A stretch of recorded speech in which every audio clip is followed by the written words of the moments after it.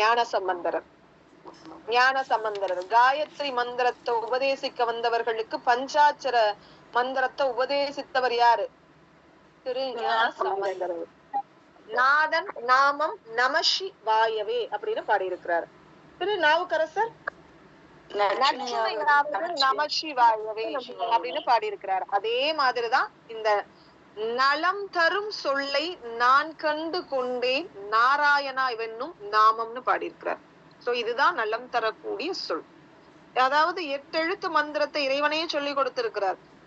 இந்த கேரக்டர்ல அந்த திரைப்படத்துக்கு நான் முன்னாடியே சொல்லியிருப்பேன். இந்த கேரக்டர்ல அந்த திரைப்படத்தை போய் பாத்தீங்க அப்படின்னா யார் இருப்பா? சிவகுமார் வந்துட்டு பெருமாளாகவும், லக்ஷ்மி வடிவமாகவும், சிவாஜி கணேசன் வந்துட்டு இந்த திருமங்கை ஆழ்வார் வடிவத்திலையும், இந்த கல்யாண கோஷ்டி மாதிரி இவங்க எல்லாரும் கிளம்பி வரும் பொழுது வழிப்பறி கொள்ளையராக இவர் போய், ஏன்னா கோவில் ஆலய திருப்பணிக்காக பொருள் பத்தாது, கொள்ளையடித்தாவது மற்றவர்கள் பொருளை கவர்ந்தாவது நான் என்ன பண்ணுவேன் அப்படின்னா அந்த ஆலய திருப்பணியை நான் முடிச்சே தீருவேன்னு வெறி கொண்டு சுத்திட்டு இருக்கும் போது உலகத்திற்கு இவருடைய தொண்டினை தெரிவிக்கும் பொருட்டு இறைவன் இவர் கண் முன்பாக எழுந்தருளுகிறார். படைபரிவாரங்களோடு ஒரு திருமண கோலத்தோடு வருகிறார்.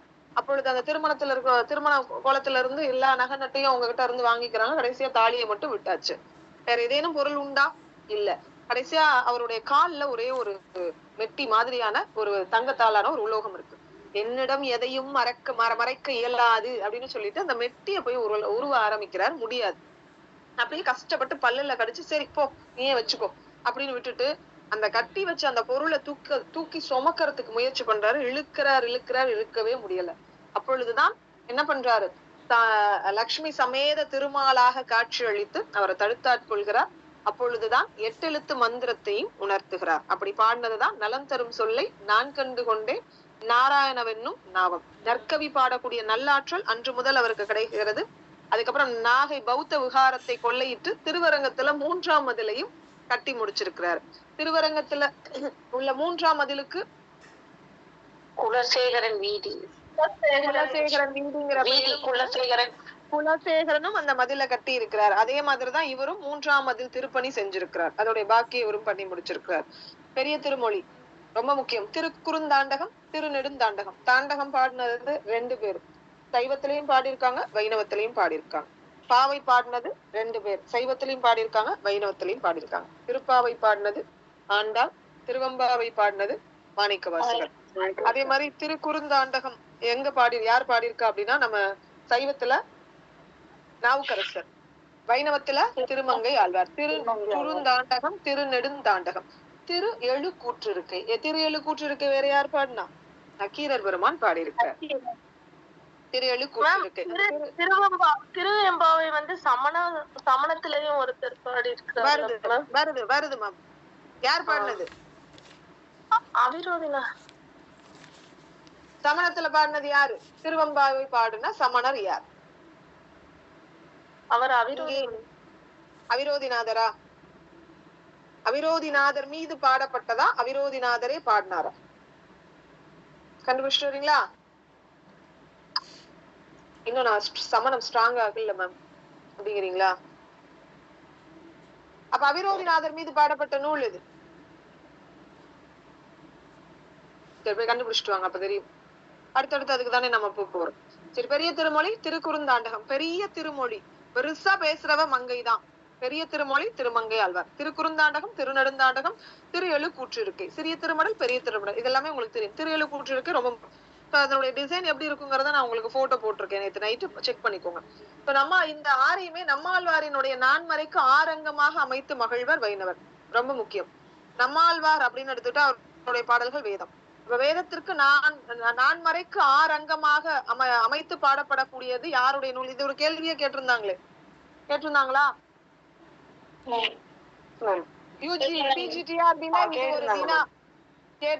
யார் யாரெல்லாம் சரியா போட்டீங்க, யார் யாரெல்லாம் தப்பா போட்டீங்க சொல்லுங்க, கை தூக்குங்க.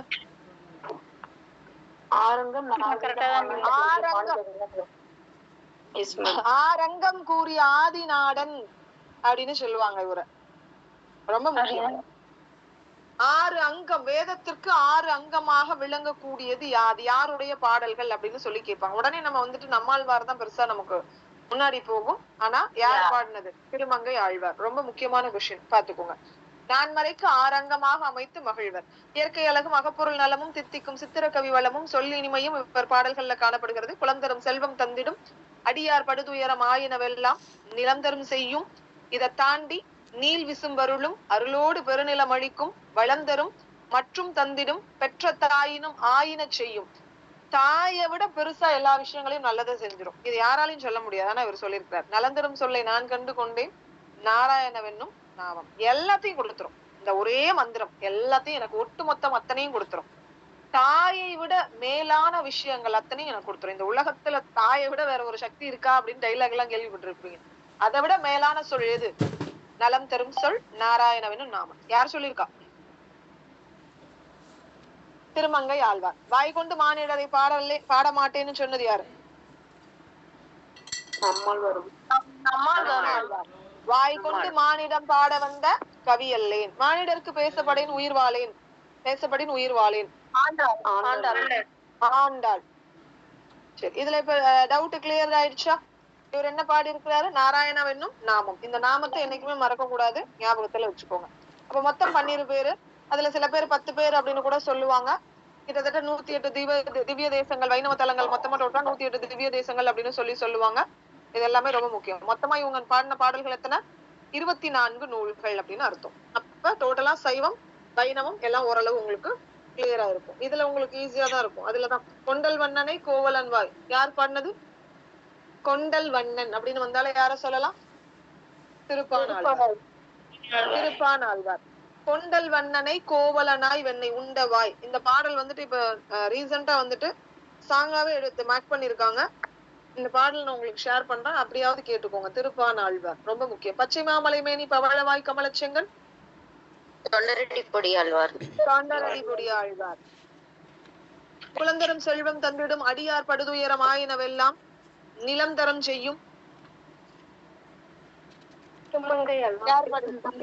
ஆழ்வார். வாரணம் 1000 சூழவளம் செய்து நாரணன் நம்பி நடக்கின்றான் என்றது மாணிக்கம் கட்டி வைரமடை கட்டி ஆணி பெண்ணால் செய்து பெரியாழ்வார். கடாலில் உன் சரணல்லால் சரணில்லை குலசேகர ஆழ்வார். கணிக்கண்ணன் போகின்றான் காமரு பூங்கச்சி மணிவண்ணா நீ கிடக்க வேண்டா துணிவுடைய திருமாவளவன் போகின்றேன். ஆக்சுவலா இதுல மட்டும் தானே சொல்லியிருக்கேன். இன்னும் பாக்கி உள்ள மூல நூல்ல நிறைய விஷயங்கள் இருக்கு. நம்ம மூல நூல்ல படிக்கும்போது இன்னும் டீட்டெயில்டா சொல்லுவேன். அப்ப இதெல்லாம் திருப்பி கேட்கும்போது எனக்கு ஃபிங்கர் டிப்ல கொடுக்கணும். அப்பெல்லாம் திருப்பி இதெல்லாம் நடத்த மாட்டேன். அவ்வளவுதான், இதோட முடிஞ்சு போச்சு. குணவீர சொல்லுங்க. திருப்பாவைக்கு தமிழ் மாலைன்னு ஒரு பேர் இருக்குங்க. நோட் பண்ணிக்கோங்க, அது முக்கியம்தான். தமிழ் வேதம் யாது?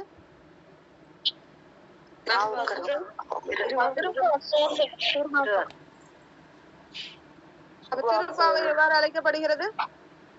தமிழ் மாலை. தமிழ் மாலை. தமிழ் மாலை. சரி, அடுத்தது கேள்வி கேட்டுருவோமா? இதுல இருந்து பன்னிரு பாட்டியல். பன்னிரு பாட்டியல் எத்தனை சூத்திரங்களை கொண்டது? 232. Very good. பன்னிரு பாட்டியலின் இயல் யாது? 3 இயல்கள். எழுத்தியல், சொல்லியல், இனவியல். எழுத்து, சொல், இனம். பன்னிரு பாட்டியல் எத்தனை? சரி, பன்னிரு பாட்டியல். இந்த பன்னிரு பாட்டியல் அப்படின்னு எடுத்துக்கிட்டா பாட்டியல் நூல்கள்ல மிகவும் சிறந்தது, மிகவும் பாட்டியல் நூல்கள்ல சிறந்த நூல் எது? பன்னிரு பாட்டியல். இது எத்தனை இயல்களை கொண்டது? 3 இயல்களை கொண்டது. என்னென்ன? எழுத்து, சொல், இனம். சொல், இனம். மொத்தம் எத்தனை சூத்திரங்களை கொண்டது? 232 சூத்திரங்களை கொண்டது. எழுத்தியல்ல எதை பத்தி சொல்றாங்க? எழுத்துக்களின் பிறப்பு, நூலினுடைய முதற்சீரில் அமைதற்குரிய எண் வகை பொருத்தங்கள். சொல்லியல்ல 3 வகை பொருத்தங்கள்.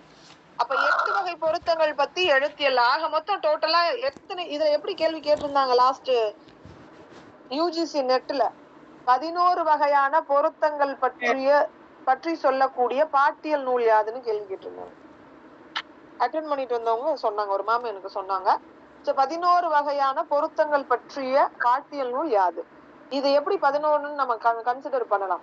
முதற் சீரில் அமைதற்குரிய எண்வகை பொருத்தங்கள் 8, சொல்லியல்ல 3 வகை பொருத்தங்கள் 8, 3, 11. இனவியல்ல சிற்றிலக்கியங்கள் 61 உண்டான இலக்கணங்கள். அப்ப முத 2 இடத்துல பொருத்தங்கள், 2வதுல பொறுத்த வரைக்கும் சிற்றிலக்கியத்திற்கு உண்டான இலக்கணங்கள் சொல்லுது. அப்ப இதுல வேற எப்படி கேள்வி கேட்கலாம்? பன்னிரு பாட்டியல்ல சிற்றிலக்கியத்தினுடைய இலக்கணங்களை சொல்லக்கூடிய பகுதி யாது? எழுத்தியல், சொல்லியல், இனவியல், அனைத்தும் சரின்னு கேட்கலாம். இனவியல் ரொம்ப முக்கியமான கொஸ்டின். இதன் காலம் 12ஆம் நூற்றாண்டுக்கு முற்பட்ட காலம் அப்படின்னு சொல்லலாம். எத்தனை சிற்றிலக்கியங்களின் இலக்கணத்தை சொல்கிறது? 61 சிற்றிலக்கியங்களின் இலக்கணத்தை சொல்லுது வெண்பா பாட்டியல். வெண்பா வேறு பெயர் வச்சுநந்தி மாலை, இது அப்படின்னு சொல்லுவாங்க. வெண்பா பாட்டியல் அப்படின்னு சொல்லுவாங்க. இந்த நூலை எழுதினவர் யாரு? குணவீர பண்டிதர். அதாவது ஏன் குணவீர பண்டிதர் இதுக்கு பேர் வச்சுநந்தி மாலைன்னு எழுதியிருக்கிறாரு? தன்னுடைய ஆசிரியரான வச்சுநந்தி தேவர் பெயரால இந்த நூலை எழுதியிருக்கிறார். நேமிநாதம் அப்படிங்கிற மற்றொரு நூலும் யார் எழுதியிருக்கா? குணவீர பண்டிதர் எழுதியிருக்கிறார். 2ஆம் குலோத்துங்க சோழன் காலத்துல இந்த புலவர் வாழ்ந்ததாக நமக்கு கருதப்படுகிறது. இவர் இயற்றிய இந்த நூல் 12ஆம் நூற்றாண்டை சார்ந்தது. இந்த நூலின் பாயிர வரையறையில இது எந்த நூல் வழி தோன்றல் அப்படின்னு கேட்டா இந்திரகாளியத்தினுடைய வழிநூல். அதாவது முதல் நூல் அப்படின்னு எடுத்துக்கிட்டா இந்திரகாளியம். அதனுடைய அடிப்படையாக கொண்டு இந்த வெண்பா பாட்டில் எழுதப்பட்டது. இதுல எத்தனை சிற்றிலக்கியங்களுக்கு உண்டான இலக்கணம்? 55 சிற்றிலக்கியங்களுக்கு உண்டான இலக்கணம். எத்தனை இயல்? 3 இயல். என்னென்ன? மொழியியல், செய்யுளியல், பொதுவியல். இதுக்கு முன்னாடி எழுத்து, இனம், எழுத்து,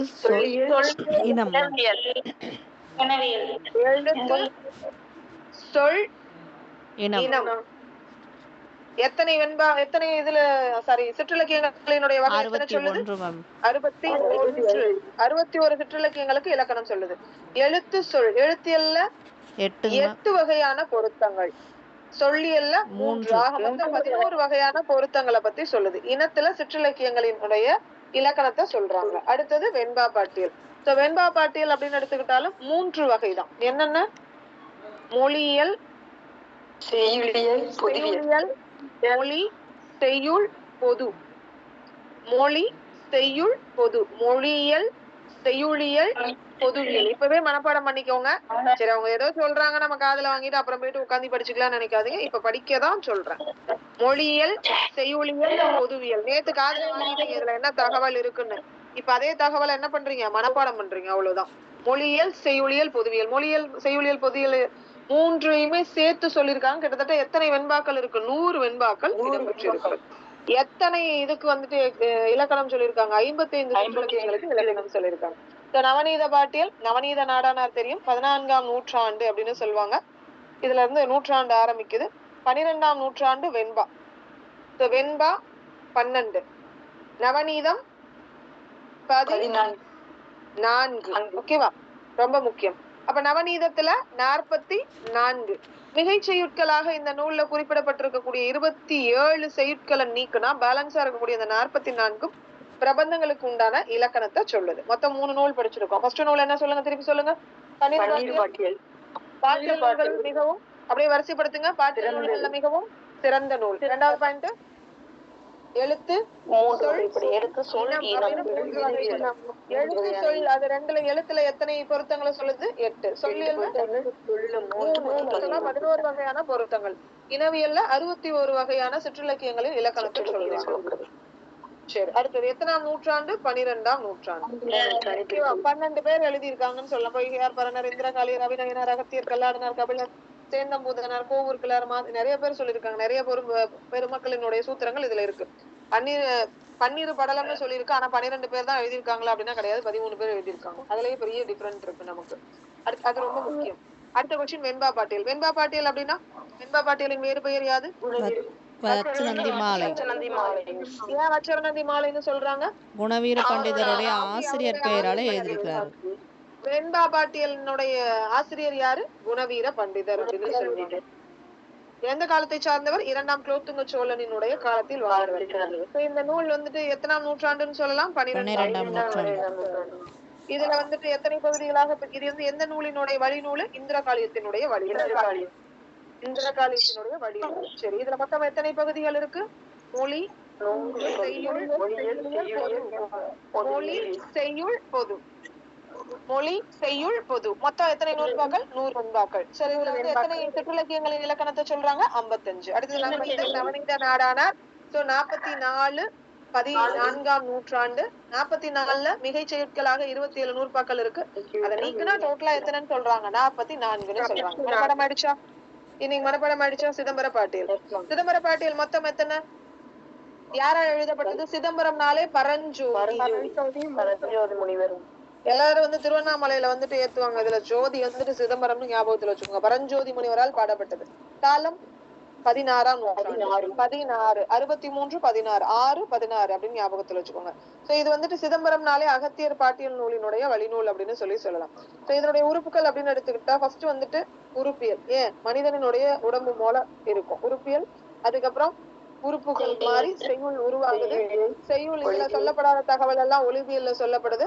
அதுக்கப்புறம் பொருத்தவியல் பத்தின தகவல்கள், அதுக்கப்புறம் மரபியல் பத்தின தகவல்கள்.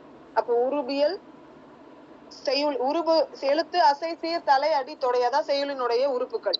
அது எல்லாத்தையும் சேர்ந்தா ஒரு செய்யுளா மாறும். அத செய்யுளியல் அப்படின்னு சொல்லுவாங்க. இதுல ரெண்டுலயும் சொல்லப்படாத தகவல்களை கொண்டு வந்து எங்க வைப்பாங்க? ஒளிவியல்ல வைப்பாங்க. அப்ப ஃபர்ஸ்ட் என்னது? உறுப்புகள். உறுப்புகள் நமக்கு தெரியும். ஏன்னா சிதம்பரம்னாலே உறுப்பு அடிப்படையில தான் கோவில் அமைஞ்சிருக்குன்னு நான் நேத்தே சொல்லியிருக்கேன். இப்ப உறுப்பியல், உறுப்பு ஒன்னோட ஒண்ணு சேர்ந்தா செய்யுளா மாறும்.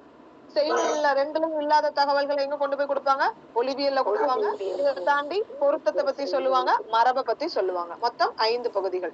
எத்தனை செய்யுட்கள்? 47. 47 63 சிற்றிலக்கியங்களுக்குரிய 63 நாயன்மார்கள் மாதிரி 63 சிற்றிலக்கியங்களுக்குரிய இலக்கணங்கள். அடுத்தது இலக்கண விளக்கப்பாட்டியல். இலக்கண விளக்கம் அப்படிங்கிற நூல் 5 இலக்கணங்களையும் சொல்லக்கூடியது. இதுக்கு வேறு பெயர் என்னது? குட்டி தொல்காப்பியம். குட்டி தொல்காப்பியம். இதன் வேறு பெயர் குட்டி தொல்காப்பியம். இலக்கண விளக்க நூலினுடைய ஆசிரியர் யாரு? வைத்தியநாத. அந்த நூலின் ஒரு பகுதியான பாட்டியலை அவர் செய்யல அப்படின்னு சொல்லுவாங்க. அவருடைய பையன் யாரு? தியாகராஜ தேசிகர்.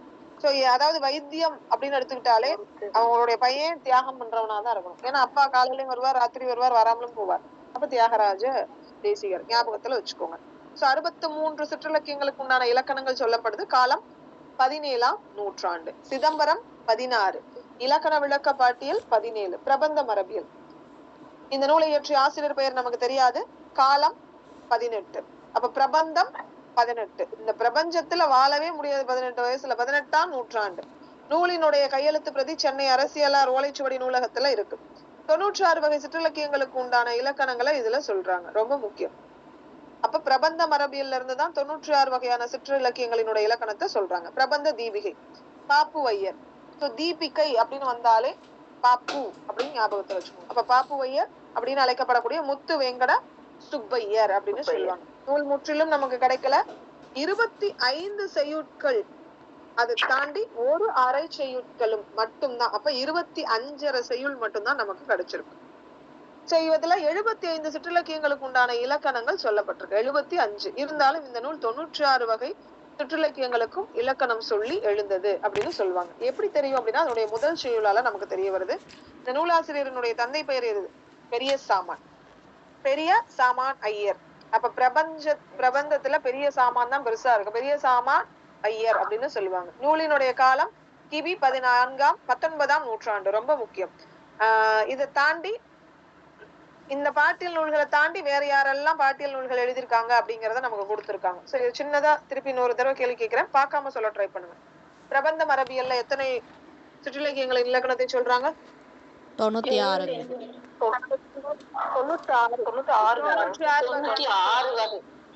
பிரபந்த மரபியல் 96. பிரபந்த தீபிகை 75. ஆனா முதல் செய்யுள்ள எத்தனைன்னு சொல்லியிருக்காங்க? 96. பிரபந்த தீபிகையின் ஆசிரியர் யார்? முத்து வேங்கட பாப்பு ஐயர் என்று அழைக்கப்படக்கூடிய முத்து வெங்கட சுப்பையர். முத்து வெங்கட சுப்பையருடைய தந்தை பெயர் என்ன?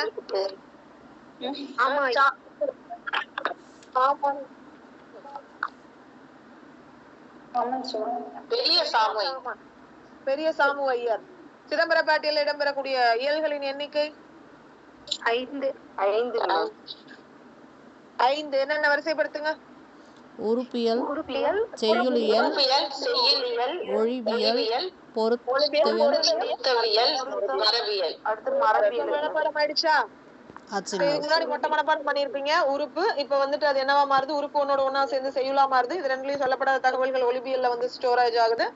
இதை தாண்டி 10 வகையான பொருத்தங்கள் சொல்றோம். கடைசியா வந்துட்டு மரபு பத்தின தகவல்களை சொல்றோம்.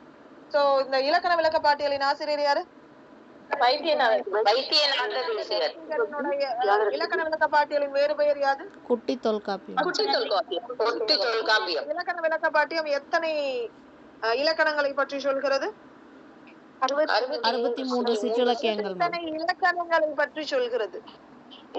5 இலக்கணம்.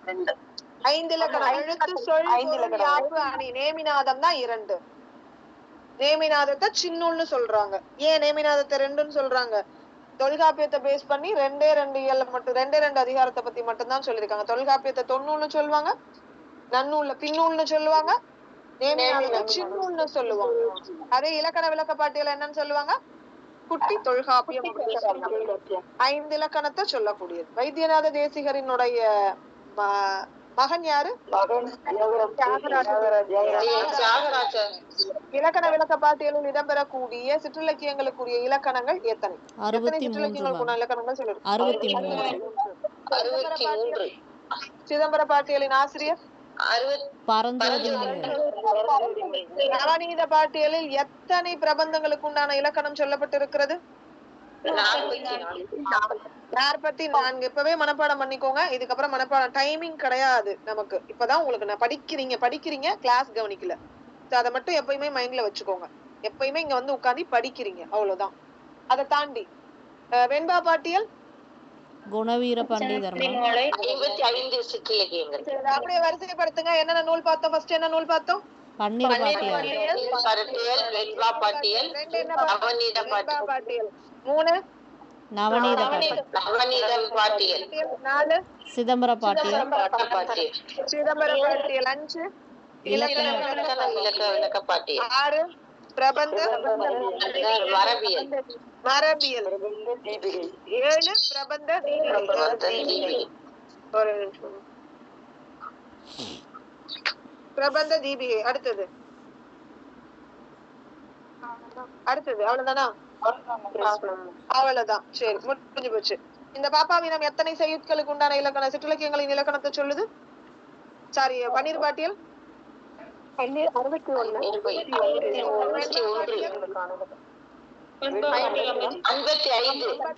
நவநீத பாட்டியல் 34.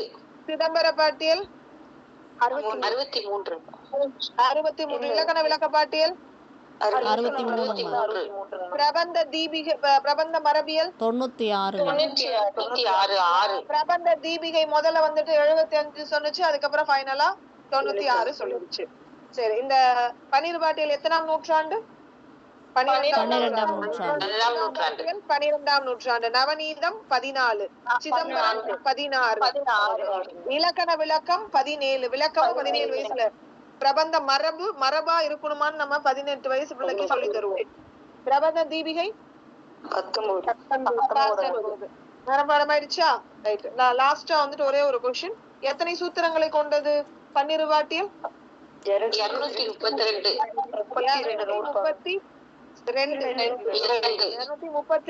அப்படின்னு சொல்லுவாங்க. அவ்வளவுதான். எத்தனை பேர் பாடி இருக்காங்க பன்னிரு பாட்டியல்? நம்ம உடனே 12 பேர் தானே சொல்லுவோம். எத்தனை பேர் பாடி இருக்காங்க? 13 பேர். 13 பேர் பாடி இருக்காங்க. பாடல் என்னமோ பன்னிரு பாட்டியல் தான், ஆனா பாடினவன் எத்தனை பேரு? 13. இதெல்லாம் வந்துட்டு நீங்க இப்ப இல்ல, எங்க போனாலும் இதெல்லாம் உங்களுக்கு கண் முன்னாடி வந்து நிக்கணும். ஞாபகத்துல வச்சுக்கோங்க. வெண்பா பாட்டியல் பாயிர உரையால இந்திரகாளியர் பாட்டியல் என்ற ஒரு நூல் இருந்ததையும் உங்களுக்கு தெரியும். வெண்பா பாட்டியல் அப்படிங்கிற நூல் இந்திரகாளியத்தினுடைய வழிநூல் அப்படின்னு சொல்லுவாங்க. சிதம்பர பாட்டியல் அப்படின்னு எடுத்துக்கிட்டு அகத்தியர் பாட்டியலினுடைய வழிநூல்னு சொல்லுவாங்க. உவேசா அவர்கள் குறிப்புல என்ன பாடல் நமக்கு என்ன பாட்டியல் தெரிஞ்சிருக்கு? தாத்தாத்ரேய பாட்டியல். தாத்தாத்ரேய பாட்டியல் அப்படின்னு சொல்லுவோம். வாருண பாட்டியல் அப்படிங்கிற பாட்டியலும் தெரியுது. தாத்தா உவேசா தாத்தா. அதனால கண்டிப்பா உவேசா வந்தாலே தாத்தாத்ரேய பாட்டியல் தெரியும். வாருண பாட்டியல் அது ரொம்ப முக்கியம். வா ஊவேசாவா வா அப்படின்னு சொல்லுவோம். ஊவேசா வா அப்படின்னு ஞாபகத்துல வச்சுக்கோம். தொல்காப்பிய சொல்லதிகாரத்துல நச்சினார்க்கினியரினுடைய மேற்கோள் குறிப்புல பரணரது பாட்டியல் நூல் நமக்கு தெரியுது. யாருடைய மேற்கோள் குறிப்புல? நச்சினார்க்கினியர். சோ நச்சினார்க்கினியருடைய பாடல்ல பரணருடைய பாட்டியலும், பேராசிரியர் உரையில பாட்டியல் மரபும். சோ பேராசிரியர் அப்படின்னாலே மரபை பின்பற்றுவாருன்னு ஞாபகத்துல வச்சுக்கோங்க. அப்ப பாட்டியல் மரபு. பரணரது பாட்டியல் நூல் அப்படின்னு எடுத்துக்கிட்டா நச்சினார்க்கினியரினுடைய மேற்கோள் காரணமாக பரணரது பாட்டியல் நூல் நமக்கு தெரியுது. தாத்தாத்திரேய பாட்டியல், வாரண பாட்டியல், பண்டார பாட்டியல், மாமூலர் பாட்டியல், இந்த மாதிரி நிறைய பாட்டியல் நூல்கள் நமக்கு இருக்கு அப்படின்னு சொல்லுவாங்க. சரி, பொருத்தங்களை மட்டுமே உரைக்கக்கூடிய வகையில கட்டளை கலித்துறையால் இயன்ற 10 செய்யுட்களை உடைய வரையறுத்த பாட்டியல் என்ற நூலும் இருக்கு. வெறுமன சிற்றிலக்கியங்களுக்கு உண்டான இலக்கணங்கள் சொல்லாது, எதை மட்டும் சொல்லும், பொருத்தத்தை பத்தி மட்டுமே சொல்லக்கூடிய ஒரு பாட்டியல் நூல் இருக்கு. அது எந்த பாவகையால் எழுதப்பட்டது? கட்டளை கலித்துறையால் எழுதப்பட்டது. எத்தனை செய்யுட்களை கொண்டது? 10 வகை செய்யுட்களை கொண்டது. அத நம்ம 10 செய்யுட்கள்ங்கிறதுனால வரையறுத்து சொல்றோம். அதனால அது வரையறுத்து பாட்டியல் அப்படிங்கிற ஒரு நூலாக இருக்கு. அது வெண்பா பாட்டியலோடு இணைத்து அச்சிடப்பட்டிருக்கு அப்படின்னு சொல்லுவாங்க. நூல் விளக்கம், முத்துவரியம், இது எல்லாமே வந்துட்டு பாட்டியல் நூல்கள் தான். அதுவுமே பாட்டியல் இலக்கணங்களை நமக்கு சொல்லுது இல்லையா? சோ இது வரைக்கும் மனப்பாடம் கண்டிப்பா இருந்திருக்கும். ஏன்னா முதல் நாளுக்கும் 2வது நாள் நீங்களும் படிச்சிருப்பீங்க. இன்னைக்கு நடத்தினது திருப்பி அதே தடவை சொல்லும் பொழுது உங்களுக்கு ஒரு ரீகாலா மாறி இருக்கும். ஓகேவா? நெக்ஸ்ட் பிரபந்தம். பிரபந்தம் அப்படின்னா என்ன? பிரபந்தம் அப்படிங்கிற சொல்லுக்கு நன்கு கட்டப்பட்டது அப்படிங்கிற பொருள். பிரபந்தம் என்ற சொல் பொது நிலையில இலக்கியம் அப்படிங்கிற பொருள். சிற்றிலக்கியங்களை சிறு பிரபந்தங்கள் என்றும் சில்லறை பிரபந்தங்கள் அப்படின்னு சொல்றாங்க. காலப்போக்குல பிரபந்தம் என்ற சொல்லு சிறு பிரபந்தங்களை குறிக்கக்கூடிய பெயராக வழங்கப்படுது. ஆனா தமிழ் வேட்கை எழுந்ததுக்கு அப்புறம் இந்த சிறு பிரபந்தங்களை சிற்றிலக்கியங்கள் அப்படிங்கிற செந்தமிழ் சொல்லால நம்ம சொல்ல ஆரம்பிச்சிட்டோம். பிரபந்தம் என்ற சொல்லும் வழக்கத்திலிருந்து தேய்ந்து மெல்ல மெல்ல மறைஞ்சிருச்சு அப்படின்னு சொல்லலாம். சரி, பிரபந்தம் என்ற சொல்லுக்கு நன்கு கட்டப்பட்டது அப்படிங்கிற பொருள். பிரபந்தம் என்ற சொல் பொது நிலையில இலக்கியம் அப்படின்னு சொல்லுவாங்க. ரொம்ப முக்கியம். நன்கு கட்டப்பட்டது நமக்கு தான் தெரியும். ஜெனரலா என்னன்னு சொல்லுவாங்க? இலக்கியம்னு சொல்லுவாங்க. சிற்றிலக்கியங்களை நம்ம என்னன்னு சொல்லலாம்? சின்ன சின்ன பிரபந்தங்கள் அப்படின்னு சொல்லலாம். சில்லறை பிரபந்தங்கள் அப்படின்னு சொல்லலாம். காலப்போக்குல பிரபந்தம் அப்படிங்கிற சொல்லே சிறு பிரபந்தங்களை குறிக்கக்கூடிய பெயராக வழங்க முற்படுது. தமிழ் வேட்கை எழுந்ததுக்கு அப்புறம் சிறு பிரபந்தங்களை சிற்றிலக்கியங்கள் அப்படின்னு சொல்ல ஆரம்பிச்சுட்டாங்க. அப்ப 96 வகை பிரபந்தங்கள் எப்ப இதை ஃபர்ஸ்ட் சொன்னாங்க? தமிழ்ல உள்ள சிற்றிலக்கியங்களை 96 அப்படிங்கிற தொகையில அடக்கி சொல்லுவாங்க. ஜெனரலாவே 96ன்னு சொன்னது ஃபர்ஸ்ட் யாரு? பிரபந்த தீபிகை அப்படிங்கிற நூல்ல சொல்லுவாங்க. இந்த வரையறை பிற்காலத்தில் இருந்த பாட்டியல் நூல்கள்ல மட்டும் குறிப்பிடப்பட்டிருக்கிறத நம்மளால பார்க்க முடியுது. ஏன்னா ஸ்டார்டிங்ல 61 இருக்கு, 44 இருக்கு, 55 இருக்கு, இப்படிதான் நம்ம படிச்சுட்டு வந்திருக்கோம். அப்ப 19ஆம் நூற்றாண்டில் எழுந்த நூல் தான் இது பிரபந்த தீபிகை. அதனாலதான் நூற்றாண்டையும் சேர்த்து படிக்க சொன்னேன். 16 ரொம்ப முக்கியம். 16 6 பெருக்கி பிரபந்த தந்தாதி பல்வகை எடுத்துரைக்குன்னு அப்படின்னு சொல்றாங்க. ஓகேவா? அந்த தொடர் மூலம் முதற் செய்யுளில் இடம்பெற்றிருக்கிறது அப்படின்னு நூலினுடைய முதற் செய்யுளில் இடம்பெற்றிருக்கிறது. 18ஆம் நூற்றாண்டில் எழுத பிரிந்த ஒரு பாட்டியல் நூலான பிரபந்தம் மரபியலும் பிள்ளை கவி முதல் புராணம் ஈராக 96 என்னும் தொகையதாம் அப்படிங்கிற ஒரு குறிப்பு நமக்கு கொடுத்திருக்காங்க. இந்த 2 இடத்தை தவிர்த்துட்டு பிற பாட்டியல் நூல்கள்ல 96 அப்படிங்கிற வரையறை எந்த இடத்துலயும் கொடுக்கல. அப்ப 96ங்கிற வரையறை 2 இடத்துல மட்டும் தான் கொடுத்திருக்காங்க. எந்தெந்த இடத்துல? ஒண்ணு பிரபந்த தீபிகை, இன்னொன்னு பிரபந்த மரபியல். பிரபந்த தீபிகையில எத்தனை நூல் தான் இருக்கு?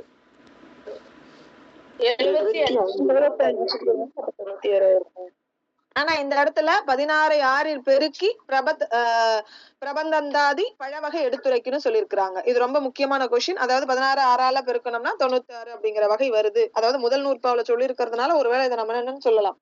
96 அப்படின்னு சொல்லலாம். பிள்ளை கவி முதல் புராணம் ஈராக 96 என்னும் தொகையைதான் இந்த நூற்பா எல்லா இலக்கிய வரலாறுலயும் கொடுத்திருப்பாங்க. இது எந்த நூற்பான்னு கேட்பாங்க. இலக்கண விளக்க பாட்டியலா, பிரபந்த மரபியலா, பிரபந்த தீபிகையான்னு கேட்பாங்க.